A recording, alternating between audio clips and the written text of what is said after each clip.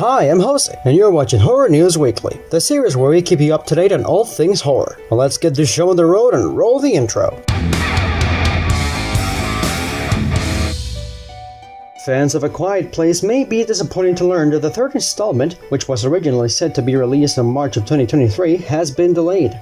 Fresh of last year's Nicolas Cage starring Pig, a revenge drama that bucks expectations at every turn, Michael Cernowski is headed to A Quiet Place with the third installment in the franchise, set to be a spin-off movie that Cernowski will be directing. The film had been set for March 31st, 2023, but we've now learned that the next Quiet Place movie will reportedly release on September 22nd, 2023. It's one of many Paramount date changes this week, as the pandemic continues to rage on. Deadline reports, the hope is this film would help set up a potential Quiet Place universe that the studio can build on for years to come. It is also known that while not out of the question, Emily Blunt and John Krasinski likely would not reprise their roles in this installment. Knives Out was a massive hit for Lionsgate back in 2019, pulling in over $300 million worldwide at the box office, so it was only natural that a sequel wouldn't be too far behind. Well, as we heard, Netflix is on board for 2 sequels, with the first one expected later this year. Variety reports, writer and director Rian Johnson's hotly anticipated sequel is expected to release in theaters and the streaming platform in the last quarter of 2022. The site adds, in addition, the film is expected to also make a festival run before its release, although it's unknown which ones it's expected to debut at.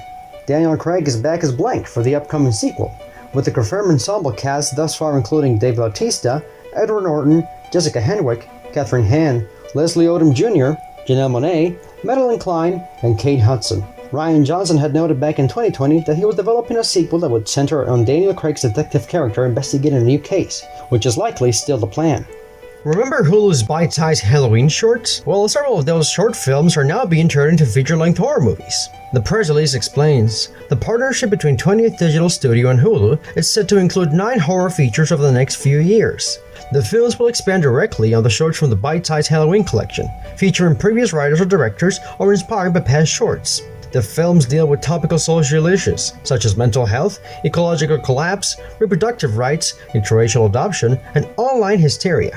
The first confirmed titles of the horror film collection include Appendage, the story of a young fashion designer whose anxiety physically manifests; Grim Cuddy, a teen tech horror thriller; Worm Eater, a body horror film; The Hug, which will expand on the story of the animatronic Pandora Panda, who terrorized children in his Pizza Palace in the viral 2018 short. You know, this guy? Fans of Five Nights at Freddy's or Willy's Wonderland are surely going to enjoy that. And finally, Clock, which will follow a woman's desperate attempt to fix her broken biological clock. Additional scripts are currently in development and will be announced at a later date.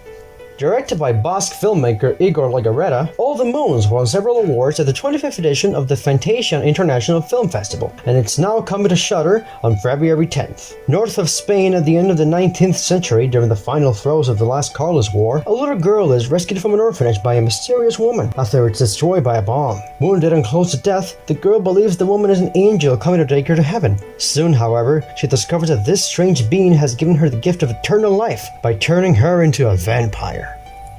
If Squid Games fell off your radar, you might not want to be the last to catch Netflix's forthcoming Korean zombie series, All of Us Are Dead, which looks like it could be the next big horror event. In All of Us Are Dead, a zombie virus breaks out fast inside a school. Endangered students fight to survive and escape.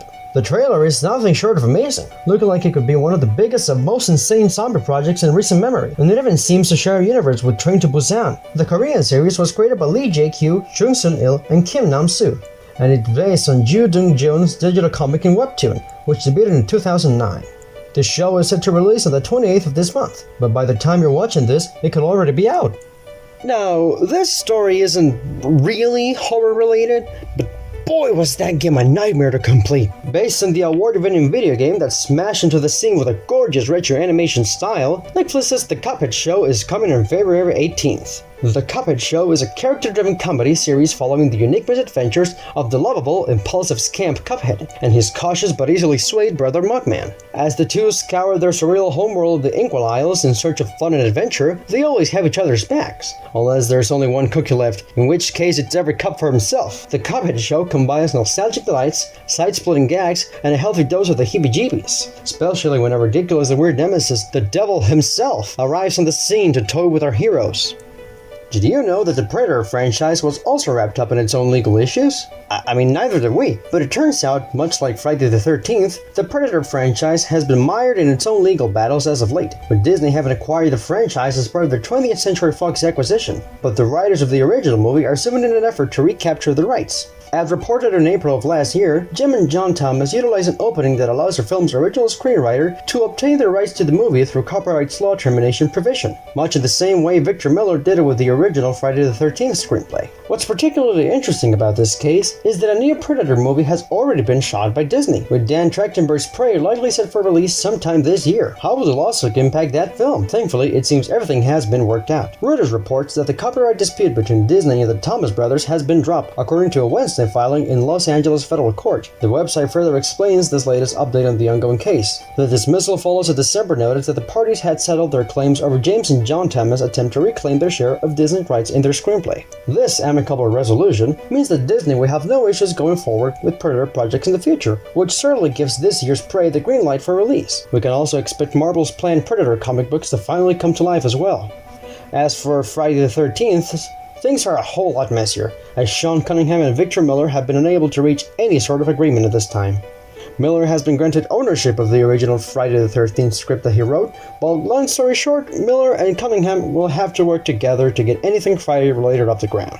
Friday aside, Prey is expected to crash land on Hulu sometime this summer. The movie theater is currently the only place you can see the brand new Scream movie, unfortunately, but we can expect that a digital HD and physical media release isn't far behind. In fact, you can already pre-order the movie's home video releases through Amazon. We don't yet have any release dates, but the Amazon listings reveal that Scream will be coming to DVD, Blue, 4K, and it will also be released in 4K and Blue 2 packs with the original Scream. You can currently pre-order the 4K Ultra HD digital release for $19.99. Stay tuned for release details and dates, which we should have soon. For the first time in North America, Robocop the Series from the 1990s is coming to DVD and Blu-ray, with Liberation Hall releasing the complete series on May 10, 2022. The set includes the feature-length pilot and all 21 one-hour episodes. Distributor Liberation Hall says, in 1994, after 3 films in the franchise, the popular sci-fi action character Robocop debuted in his own television series. Produced by Canada's Sky Vision Entertainment, Robocop the Series starred Richard Eden in the title role. An 89-minute pilot aired in 2 parts in March, followed by 21 one-hour episodes. Aimed at a younger audience, the series dialed back the graphic violence of the first 2 movies and displayed a tone similar in the field to Robocop 3. Many of the events and plot lines in the films were discarded, with Robocop the Series acting as a reset for the once human, now cyborg police officer. The series' theme song, A Future to This Life, was performed by rock legends Joe Walsh and Lita Ford. Additionally, the series includes songs by the band, Dave Edmunds, Nicky Hopkins, Iron Butterfly, Casey and the Sunshine Band, and Todd Rundgren, among others. The bonus features for this release include behind the scenes, toy commercial, image gallery, cast profiles, from cinema to the small screen featurette, the future of law enforcement, the history of Robocop featurette, Put Down Your Weapon, the Auto 9 gun featurette, the car featurette, and the suit featurette. If you're a fan of Lester Shee's The Bridge Curse, which is currently streaming on Netflix, get ready for a video game adaptation courtesy of Softstar Entertainment. Launching later this year on Steam, The Bridge Curse: Road to Salvation is a first-person atmospheric horror title and will have a demo available as part of the Steam Next Fest in February. For those who haven't seen The Bridge Curse, the film concerns a journalist looking to dig into the disappearance of a group of college students some years prior. Such group of university students were testing an urban legend about a female ghost that haunts campus bridge as part of their bravery initiation test for fellow students. As these things go, as the journalist digs further, there's a horrifying truth to the legend. Focusing on stealth-based gameplay, Road to Salvation has you assuming the role of one of those aforementioned university students, exploring and escaping Tonga University campus before the vengeful female ghost ends you. In order to break your curse, you'll have to go gather items and solve puzzles in order to find the truth. It's always good to have some competition, and for Andres Vedlena's car-centric horror title Beware, that comes in the form of Input Alpha's upcoming Horror Driven, a story for the road. Much like Beware, Horror Driven centers on the player driving through a derelict and hostile world, avoiding dangers to make it out alive. Horror Driven goes the extra mile by incorporating survival mechanics like scavenging for scraps to craft items and upgrades for your car. There are also some procedurally generated puzzle elements for you to solve, along with stealth mechanics to avoid confrontation. And now for the dating sim nobody asked for. But let's be real, there's dating sims for like just about everything, even KFC has one. So it should be no surprise that now, your dream of romancing Cthulhu and other Lovecraftian eldritch ladies is here, as Dread XP's and Akabaka's Sucker for Love First Date is available now on Steam and itch.io. Sucker for Love aims to put the love back into Lovecraftian horror, tasking you with conducting occult rituals in order to win the affection of an eldritch goddess in this subversive and bizarre take on the autumn visual novel dating genre. Each of the lovely ladies has their own unique personalities and menace and auras. There's Lanetta, a cute Cthulhu-like entity that is an affectionate sweetheart with a jealous streak. Esther, the elegant self-proclaimed royalty that loves the color yellow and the finer things in life. And Nyarlathotep, whom at first may be intimidating, but eventually those around her are completely enraptured. We're thrilled to launch the weird, wild, and whimsical delight that is Sucker for Love First Date, and are proud of the journey that the game has had, says Dread XP's Patrick Ewald. And finally, in other video game related news, Evil Dead the video game has been delayed until May 13th, but a new trailer will be dropping sometime soon. Funko is headed back into the Upside Down, with new Build-A-Scene vinyl toys based on Netflix Stranger Things, which will be returning for its 4th season this coming summer. The Build-A-Scene toys are exclusive to Amazon, and up for pre-order now. The two that have been revealed thus far are Buyer's House Demogorgon and Buyer's House 11. Funko explains the Build-A-Scene collection, comprised of 4 separate figures, each Pop Deluxe, and this series can be displayed on its own or connected to the other figures from the set to bring the Buyer's House and Upside Down together. Assemble the two worlds or mix and match your own unique Build-A-Scene collectible. Each character figure is fixed in its scene display, allowing you to showcase your scene upside down or right side up. 11 releases this month. Actually, she may already be available by the time we get this video out, but the Demogorgon releases this April. That's all for now, but for more news from the world of horror, stay tuned to Classic VHS Horror. I'm Jose, and this has been